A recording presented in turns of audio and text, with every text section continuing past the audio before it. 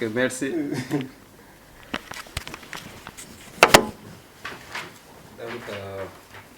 on ne va pas commencer sans vous demander de vous présenter à nos lecteurs. Ok, merci bien. Je suis Kietega Kango Wilfried Séraphin, le chargé de projet d'appui à l'inclusion financière et l'accès au financement des petites et moyennes entreprises. D'accord. Et justement, on va parler un peu du projet.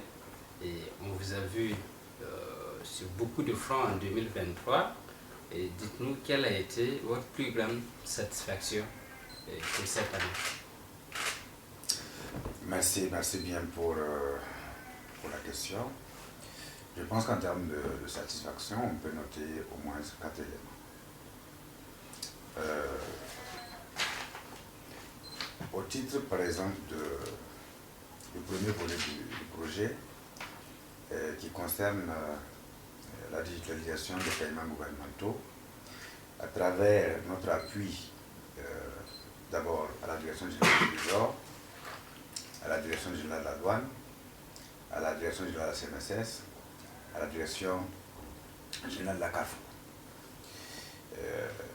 Comme élément important, résultat tangible qui nous donne motif de satisfaction, vous avez, par exemple, au niveau de la Caisse nationale de sécurité sociale et au niveau de la CARFO, vous avez aujourd'hui la plupart des pensionnés qui ont aujourd'hui la possibilité de recevoir leur pension à travers les canaux digitaux. Ces canaux, comme vous le savez, permettent de bénéficier de beaucoup de choses, notamment les gains de temps,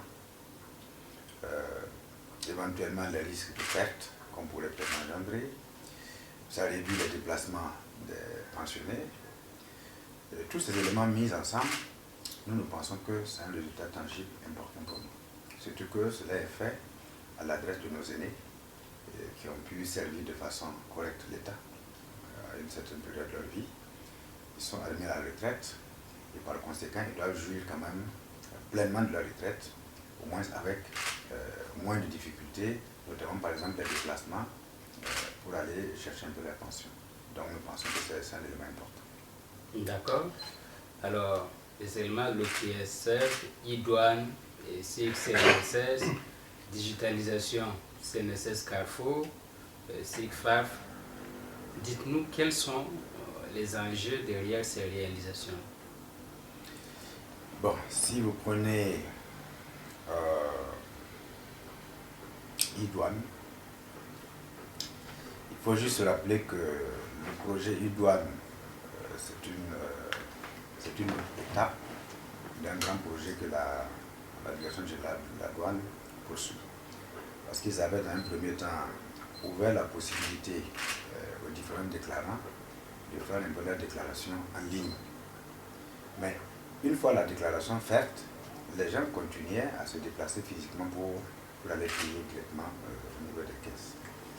Donc le projet est intervenu pour les accompagner et pour permettre d'achever un peu le processus. C'est-à-dire donner la possibilité aux déclarants en douane non seulement de faire la déclaration en ligne, mais de procéder, d'avoir également la possibilité de payer en ligne. Donc ça fait un tout. On déclare en ligne, on peut payer également en ligne. Donc c'est le volet paiement, la possibilité de donner aux différents déclarants en douane de payer en ligne tout le projet à accompagner. Donc l'enjeu derrière le projet e-douane, c'est un peu ça.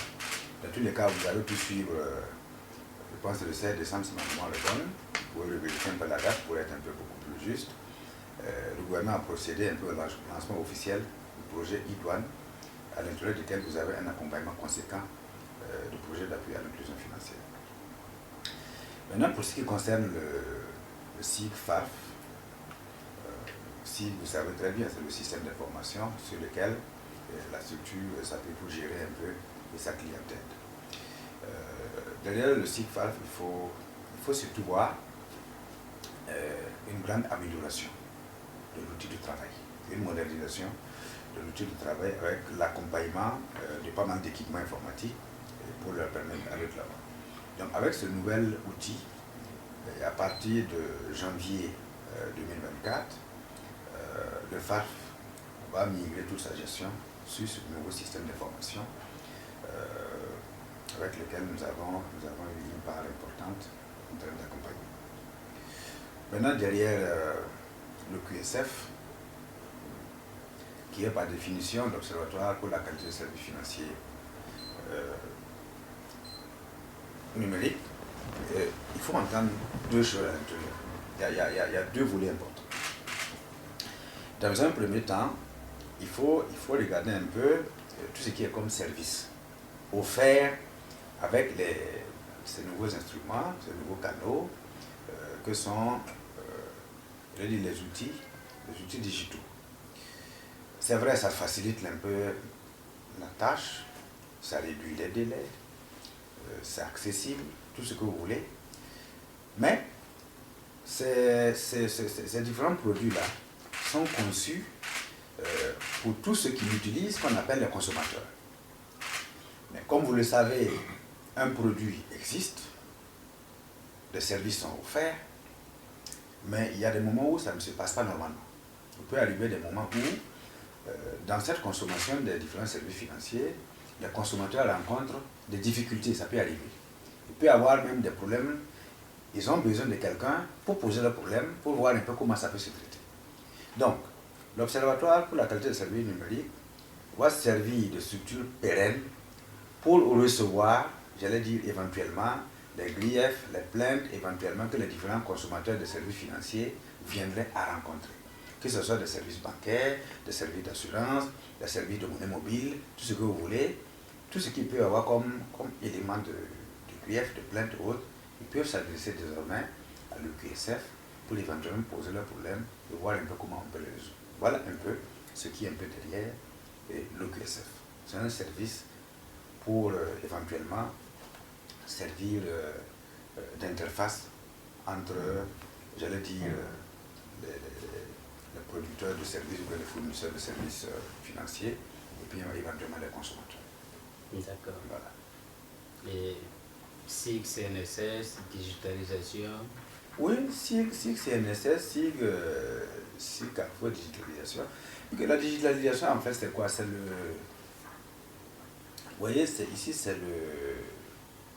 Comme vous dites. En fait, puisqu'on utilise beaucoup de papier, pour parler un peu, si vous voulez qu'on parle un peu plus simplement, c'est les procédures, là, on essaie de digitaliser les processus pour qu'on puisse aller plus vite, pour ne pas perdre du temps. Je ne sais pas si vous percevez un peu. Je vous ai évoqué un peu tout de suite le problème du paiement de la pension. Je suis aujourd'hui un retraité. Je dois, par exemple, je suis un retraité, je me retrouve aujourd'hui, peut-être, prenez un exemple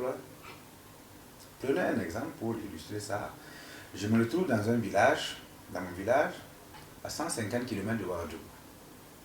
Et il y a toutes les périodes indiquées pour éventuellement le paiement de la pension. Je dois me déplacer pour venir récupérer ma pension.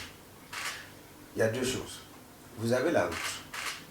Vous devez prendre la route, il y a le chemin que vous devez prendre. Vous avez le transport que vous allez payer. Vous avez le temps que vous allez mettre. Il y a les risques que vous pouvez encourir. Risque d'accident, risque de perte, tout ce que vous voulez.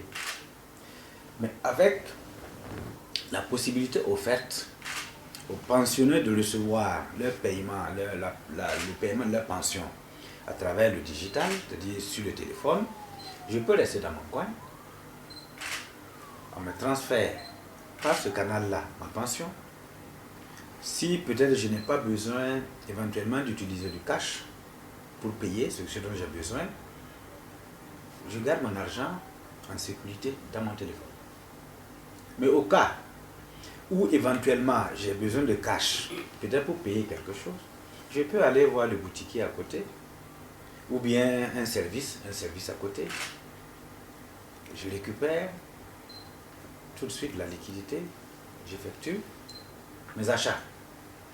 Mais c'est plus rentable pour moi de recevoir mon argent à proximité, en ne perdant pas trop de temps, en ne prenant pas trop de risques, puisque de mon village de 150 à Ouagadougou, je peux prendre ma pension Et sur le chemin, quelque chose peut arriver. Je peux perdre mon argent. Tout peut arriver, quelqu'un peut voler. Donc voilà, c'est ça, je dis, il y a un certain nombre d'avantages liés véritablement à ce qu'on appelle la digitalisation des paiements et l'utilisation des canaux digitaux pour faciliter un peu certaines tâches. D'accord. Alors dites-nous, au regard de ces réalisations-là, est-ce qu'on peut dire que vous avez une grande équipe dynamique? Oui, ce qui se fait dans le projet, ce n'est pas le travail d'un seul individu, c'est le travail d'une équipe. Il y a d'abord l'équipe du projet qui est là, mais comme nous travaillons avec des partenaires de mise en œuvre, il y a ces partenaires-là qui sont fortement impliqués, qui se donnent à fond pour que ce qu'on a comme résultat puisse être atteint. Donc au-delà même du projet, vous avez des acteurs de mise en œuvre. Vous avez une équipe au sein de la CNSS, une équipe au sein de la Carrefour, une équipe au sein du Trésor, une équipe au sein de la douane, qui se donnent à fond pour que les différents projets que nous soutenons là puissent aller jusqu'au bout. Donc c'est un travail de...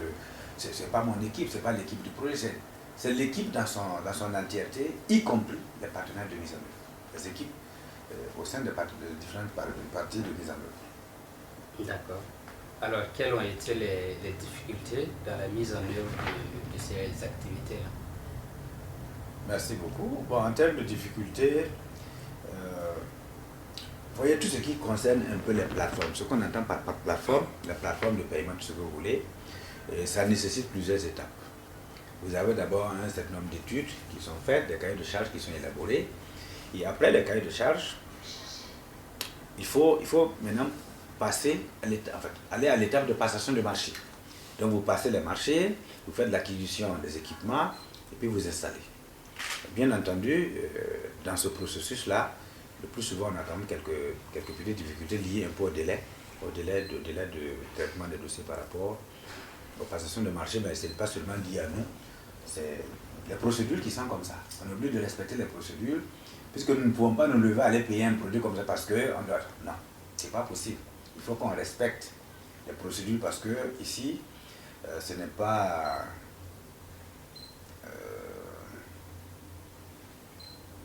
je veux dire que c'est l'argent public.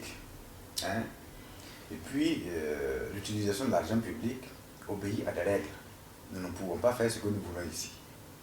Même si nous voulons faire une acquisition, nous voulons faire une étude, nous sommes obligés de respecter les règles de passation des marchés.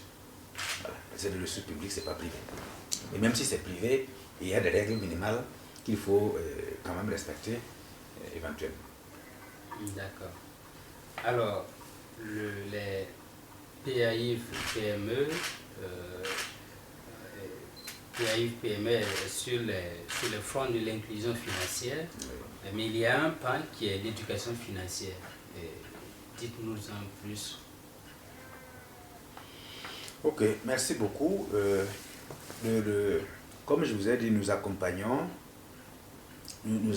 particulièrement ce volet d'éducation financière-là. Nous accompagnons le secrétariat technique pour la promotion de l'inclusion financière. Ce sont ces activités. Et nous les accompagnons pour éventuellement mettre cette activité en œuvre. En leur sein, je pense qu'ils avaient l'habitude éventuellement de procéder un peu à l'organisation de la formation en présentiel. Avec l'appui du projet, nous sommes passés à une autre étape, c'est-à-dire au-delà de l'aspect éducation financière en présentiel, nous les avons accompagnés en utilisant les différents canaux là pour aller beaucoup plus loin. Donc sur ce registre-là, je pense on est aujourd'hui pratiquement autour de 140 000 personnes qu'on a pu toucher par les canaux digitaux. Vous pouvez visiter un peu notre site internet, leur site internet, nous les avons accompagnés sur ce volet-là. Mais c'est leur activité dont nous avons accompagné. Mais c'est eux qui ont eu vraiment la charge, le projet ne fait que accompagner.